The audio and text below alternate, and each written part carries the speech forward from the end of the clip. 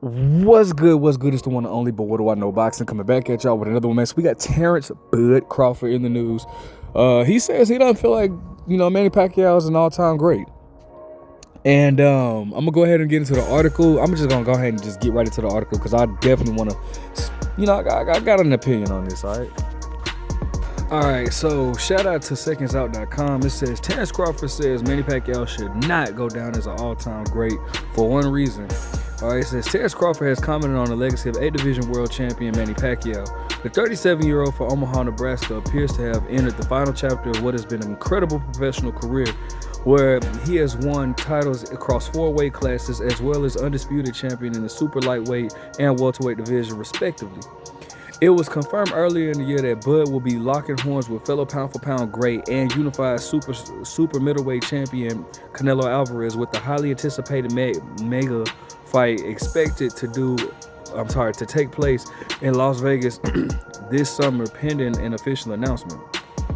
Another fighter who enjoyed an exceptional career of his own is Manny Pacquiao, who captured world titles and in a unprecedented 8 weight classes throughout his tenure. Now, I do have a question about that because I do wonder, do you consider, you have a lot of people that'll say, yeah, Manny Pacquiao was an 8-division champion, but then it's but then you also have the same people that only consider they only consider the WBA, WBC, IBF, and WBO titles as, recognizable titles, right? It's 1,000 titles in boxing, and 95% of them don't mean shit, right? So if we go by those causes, right, where, the only respectable titles are the WBC, WBO, IBF, and WBA, how is Manny Pacquiao an 8-division world champion when he never won none of those at, I think it was at 126, and I almost want to say at 140. He had the Ring Magazine belt, but you don't need the Ring Magazine belt to be undisputed. So it's is he really an 8-division champ or is he really a 6-division champ? That's just something that I've always wanted to talk to people about and get the opinion on. Anyways, it said despite his outstanding achievements, Bud Crawford is not convinced that Pacquiao should even be discussed for being on the greatest of all time. In an interview with Pound for Pound, Crawford gave his reasons for why he felt like the 46-year-old as one of the best. Crawford gave his reasons for why he does not regard the 46-year-old as one of the best that ever laced up. There's a reason why I won't put Manny Pacquiao up there. Manny is a generational talented fighter. He's accomplished what no other fighter will again, but I don't feel like he did this on his own. That's me personally. When Floyd Mayweather made it a point for him to take blood tests, he didn't want to do the blood test. Then when he did do the blood test, he hasn't got a knockout since. Now I will say that that's it's almost true, but it's not really all the way true. I think since, and this is going off the dome, so just if I'm wrong, correct me. But I want to say he had a knockout in 2018 against Lucas Matisse. I believe it was either 2018 or 2000. I think it was 2018 because he fought Keith Thurman in 2019. But I believe that was his first knockout since Miguel Cotto, and I think he fought Cotto in 2010 or hold on, or was it not? Hold on, damn. Now I'm kind of. Hold on, okay. I think he fought Cotto in 2000. I don't want to spend too much time on it. I think he fought Cotto in 2009. I think, or I don't know. It was, or it might have been 10. I don't know. But I believe that was the last time he had a knockout before since the Lucas Matisse fight. Damn, I got something in my eye. Okay, he said Pacquiao drew the curtain on his career in 2021, long after suffering a defeat in his 72nd final bout against Yordenis Ugas. The 46-year-old for the Philippines appeared to have left the door open for return to the sport. All right, so let's go ahead and talk about it. Now, do I feel like Pacquiao is an all-time great? No, but do I feel like he's one of the greats? Yes. Definitely it was obviously, I don't know if you guys remember this. In Floyd, okay, Floyd and Pacquiao was initially supposed to fight March 13th of like 2010, right? I don't know why I still remember that date. I do believe Pacquiao ended up fighting Joshua Clottey on that date though. But anyways, they were supposed to fight March 13th, 2010. Everything seemed to be okay, but then Pacquiao did not want to take the random blood and urine test, right? I think they said that they for one of the things that Freddie Roach and Pacquiao's team said is that like they wanted it to be done like the week of the press conference, and then it was like another week, whatever. And that kind of like, okay, well, fam, how are you gonna tell us when to take your test if it's supposed to be random urine? It's supposed to be random. Like, you can't tell us when to come. Like, it's random. And then he stated that like initially it was like he wanted it to be them to be done like a month before the fight, and then it was like 3 weeks before the fight, and I think they had one more, and he was like, maybe I think it might have been 10 days. I'm not sure about the 10 days part, but I know for a fact he wanted it like he wanted it done like a month before the fight, and then 3 weeks before the fight. They couldn't agree to terms, and so then they just kind of went their separate ways. Now, the Floyd and Pacquiao fight didn't happen for various reasons. That was the main reason, but it was other reasons too. I fought Floyd on. I know Floyd wanted to give Pacquiao like a flat fee of $40 million with no pay-per-view no earnings off the back end, or no back ends off the pay-per-view, and I felt like that was definitely not fair. But the random blood and urine test, I don't see nothing wrong with that. If you're a clean fighter, you have nothing to hide, right? What do you have to hide? But for whatever reason, Pacquiao didn't want it. Now, Pacquiao did go through a time where he did not have knockouts, and like I stated earlier, I believe that was after the Miguel Cotto fight.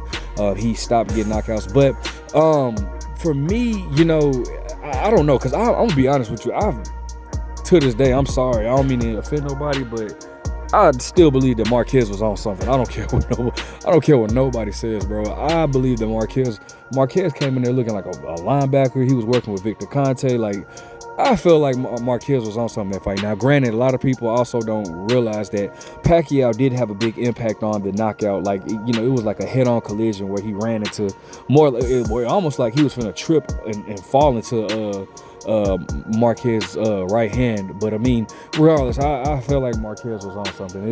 That's just my take on it. But whatever the situation may be, Pacquiao, in my opinion, he's definitely one of the greats. A lot of people like to say, oh, Floyd waited till he was old to fight him, even though Floyd is like 2 years older than Pacquiao, or maybe even 3 years older than Pacquiao. They would say he waited till he waited Pacquiao out. I don't think Pacquiao would have ever. People got to remember, and then before I even get to that, here's another thing. Like I notice about when when people that don't like Floyd but do like Pacquiao, like they'll often try to take credit away. Oh, Floyd had to fight Canelo at a catch weight, but they don't want to give Pacquiao credit for beating Miguel Cotto and Antonio Margarito, which makes absolutely no sense. Then they talk about, when you compare the two, they often talk about, well, look, Floyd struggled with Oscar De La Hoya, and look what Pacquiao did to Oscar De La Hoya, not realizing or not acknowledging the fact that De La Hoya fought Floyd at his comfortable weight of 154 pounds, where he fought Pacquiao at a weight that he hasn't fought in, I want to say, the last time he fought at 147 before he fought Pacquiao was like against Arturo Gatti, and that was like 8 or 9 years before he fought Pacquiao. So he fought at a weight class that he ain't fought in like 8 or 9 years. You know what I'm saying? Like, they don't want to mention that. So I will say it is a lot of double standards with the Pacquiao fans. I mean, I'm not hating. I'm just keeping it 100. Now, going back to what I was initially saying, I've always felt like Floyd's style would have always given Pacquiao issues.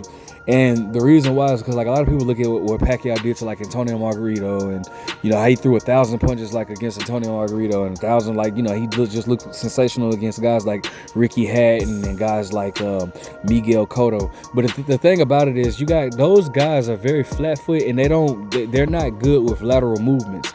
But you see, when Pacquiao was in there with guys that can move laterally, like that's why his knockouts stopped coming as much. More so like in there with Tim Bradley, or even somebody like what's the dude, Chris Algieri. If you move loud, if Pacquiao looks good against guys that are gonna come straight up flat foot and come forward. If you fit that description of a fighter, then Pacquiao is going to look phenomenal against you.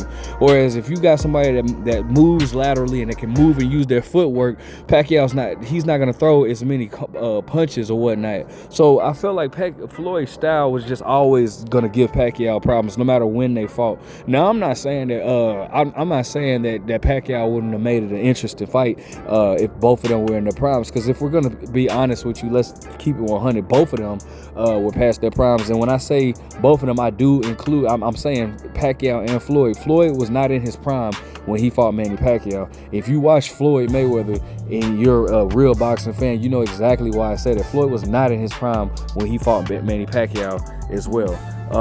So if they were in their primes, I definitely feel like it would have been a much more competitive, much more entertaining fight. But I just don't think that Manny Pacquiao would have been able to keep up with Floyd as far as footwork goes. But again, Pacquiao, definitely could have brought something to the table that Floyd would have had to make, adjustments on. But it is what it is.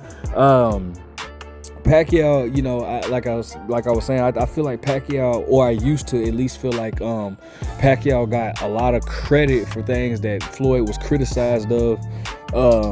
So I'm not gonna sit here and if we're comparing him to the all-time greats, like I don't see Pacquiao. I could see in a world where you can compare maybe Floyd and Sugar Ray Leonard. And a lot of people, I can't stand when people do this stuff too. They think that just because it's a fighter of yesteryear, you can't mention them with the fighter of today's time. Like that's not true. But I think I think Floyd and Ray Leonard would have been an interesting matchup. I think Floyd and I don't see in any way Floyd could have beaten somebody like Tommy Hearns, but I think Floyd would have been an interesting matchup with Chavez Sr. I think Floyd would have, all these guys, Pernell Whitaker, like all these guys, I think that Floyd would have Floyd has it would have been a good chance for both fighters, right? Where Pacquiao, I don't see him having that same chance against these guys, just based off of his style. Very reckless and would have just walked into a lot of traps, in my opinion. But that's just my take. You know what I'm saying? But is Pacquiao one of the greats? Absolutely. I don't think you can take that away from Pacquiao at all. But anyways, let me know what you guys think. Make sure you guys like, comment, subscribe. Do you think Pacquiao is an all-time great? But what do I know?